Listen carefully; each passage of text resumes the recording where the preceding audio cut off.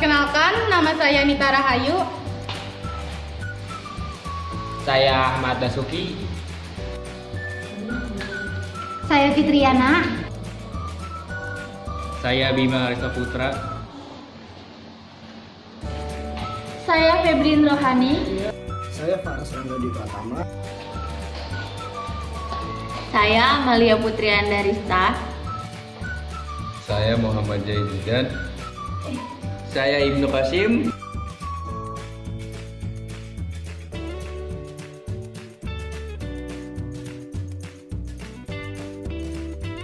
Kebijakan ekonomi makro meliputi kebijakan moneter dan kebijakan fiskal. Kebijakan fiskal adalah keputusan politik pemerintah tentang pajak dan pengeluaran. Kebijakan moneter adalah keputusan bank sentral tentang sistem keuangan negara, nilai tukar, dan perbankan.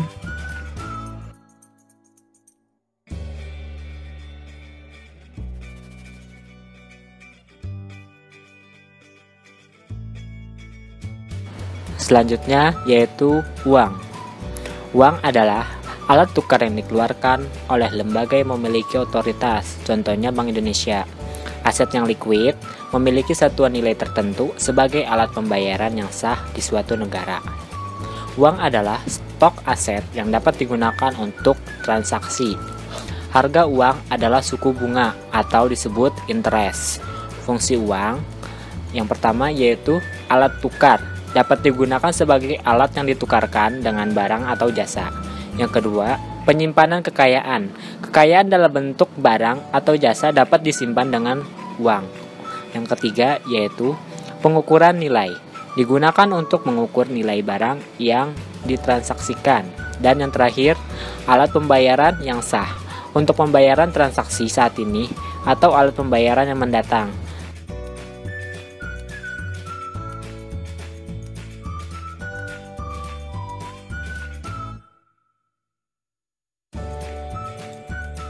Selanjutnya ada ciri-ciri uang. Yang pertama yaitu diterima oleh umum. Yang kedua, nilainya tidak mengalami perubahan dari waktu ke waktu. Yang ketiga, mudah dibawa. Yang keempat, mudah disimpan tanpa mengurangi nilainya. Yang kelima, dapat dibagi dalam unit yang kecil. Yang keenam, bendanya mempunyai mutu yang sama. Dan yang terakhir, yaitu tidak mudah rusak.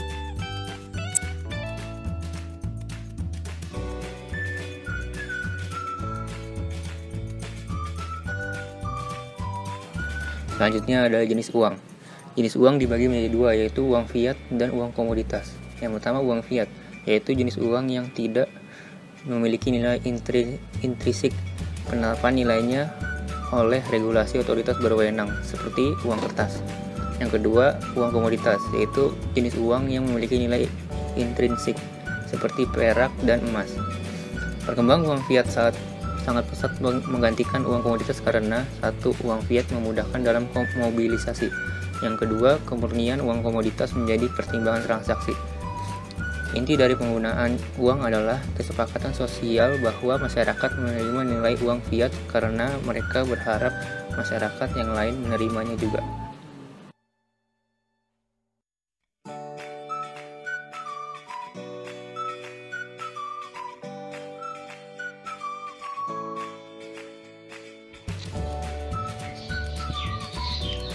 Pengendalian jumlah uang, yaitu ada penawaran uang atau money supply adalah jumlah uang yang tersedia atau beredar dalam aktivitas ekonomi. Dalam sistem uang komoditas, jumlah uang beredar adalah jumlah dari komoditas tersebut. Dalam sistem uang fiat, negara mengendalikan penawaran uang, peraturan menetapkan negara memonopoli pencetakan uang. Hal ini disebut dengan kebijakan moneter. Di sebagian besar negara dunia, kebijakan moneter dilakukan secara independen oleh bank sentral. Di Indonesia adalah Bank Indonesia. Kemudian, mekanisme kendali money supply melalui operasi pasar terbuka atau open market operation, yaitu pembelian atau penjualan hutang pemerintah.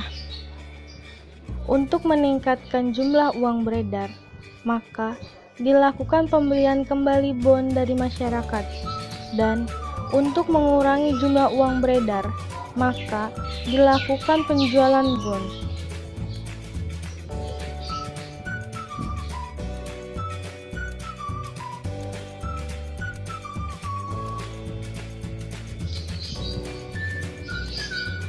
Selanjutnya, yaitu ada pengukuran jumlah uang. Uang adalah stok aset yang digunakan untuk transaksi, maka jumlah uang adalah jumlah dari aset tersebut. Dalam sistem uang komoditas, jumlah uang beredar adalah jumlah dari komoditas tersebut. Dalam ekonomi modern, pendekatan yang digunakan adalah menghitung mata uang atau transaksi sehari-hari, misalnya yaitu nilai tabungan, giro, dan nilai pasar uang.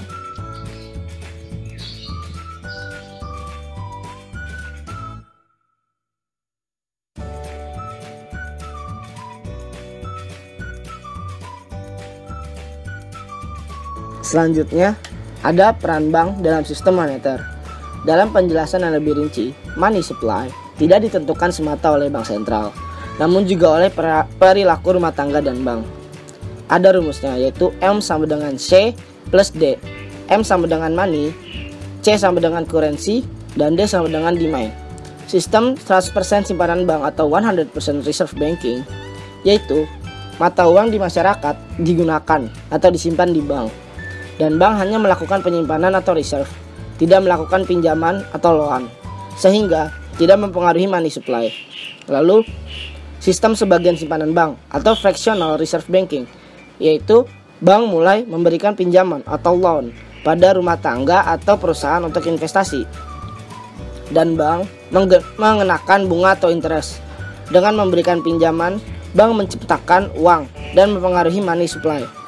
Lalu, ada peran lembaga keuangan atau bank dan non-bank adalah memindahkan dana dari pihak surplus ke pihak defisit, disebut financial intermediary.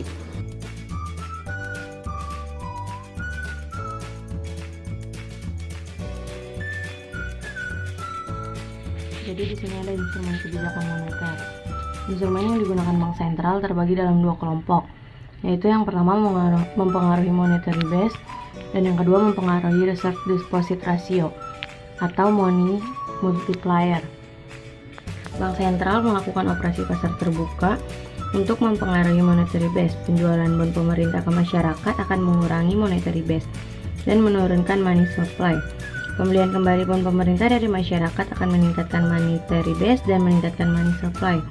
Monetary base juga dapat dipengaruhi dari besar pinjaman bank kepada bank sentral yang dapat meningkatkan monetary base dan money supply. Bank sentral mengatur minimum simpanan atau reserve bank. Meningkatkan minimum simpanan bank akan meningkatkan reserve deposit ratio dan menurunkan money multiplier dan money supply.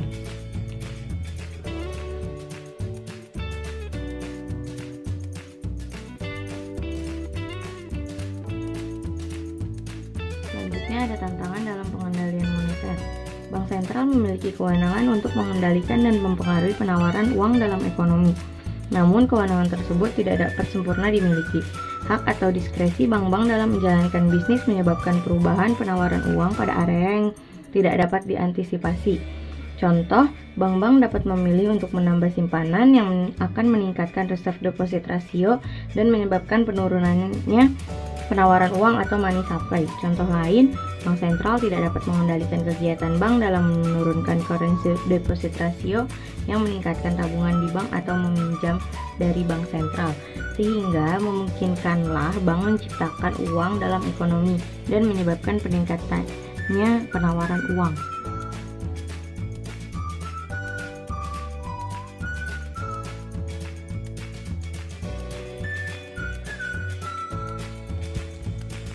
Selanjutnya, ada konsep institusi keuangan Indonesia. Lembaga keuangan adalah badan usaha yang kegiatannya di bidang keuangan yang fungsi pokoknya adalah mengalihkan dana dari penabung atau unit surplus kepada peminjam atau unit defisit. Jenis-jenis lembaga keuangan. Yang pertama ada bank umum atau bank perdagangan, ada bank tabungan, yang ketiga ada perusahaan peminjaman, yang keempat ada perusahaan pasaran saham, yang terakhir ada perusahaan asuransi.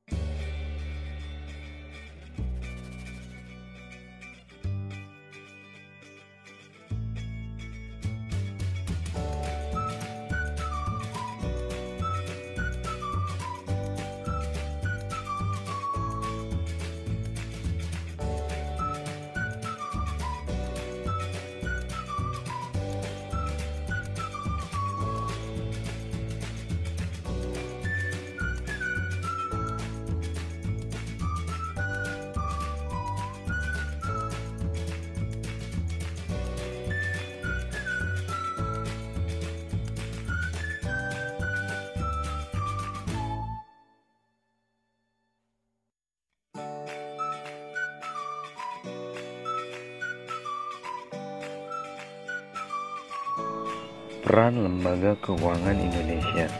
Yang pertama, perantara atau intermediation role, memindahkan tabungan yang diterima dari masyarakat kepada sektor bisnis untuk pembiayaan investasi.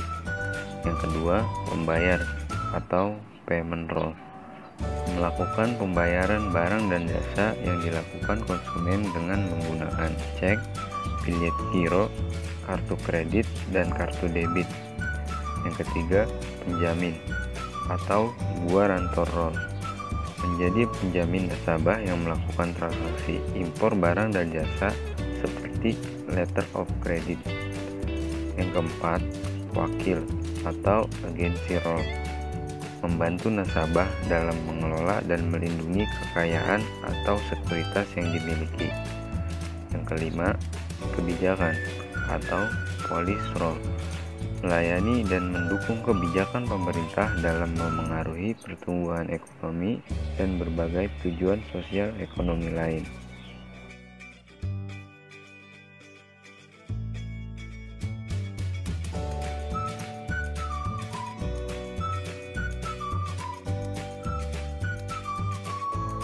Sistem perbankan.